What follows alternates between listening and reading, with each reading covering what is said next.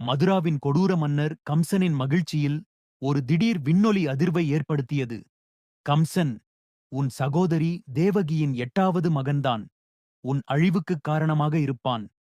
இரும்பு கவசத்தில் கம்பீரமாக தோன்றும் கம்சன், அவன் முகத்தில் பீதியும் கோபமும் கலந்து கொண்டது.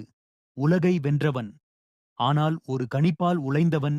கிருஷ்ணரின் சிறுவயதிலேயே கம்சனின் விழிகளில் தீ உண்டாகியது.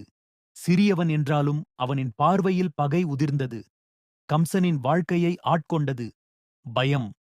முனிவர் குரல் நம்பிக்கையும் நிச்சயத்தையும் வெளிப்படுத்தியது.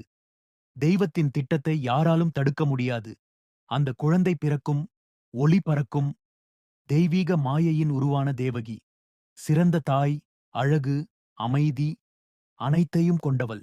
அவளின் கருவில் பிறக்கப் போகிறான் திருமாலின் அவதாரம். கண்ணன். மனசாட்சி மரணமடைந்தது. சகோதரியைச் சங்கிலியில் சிக்க வைத்தான். அவனை அழிக்கும், அதாவது குழந்தையை அழிக்கவென பைத்தியம் பிடித்தவனாக மாறினான். இங்கேதான் துவங்குகிறது திருமால் பிறப்பதற்கான தெய்வீக கதையின் தொடக்கம்.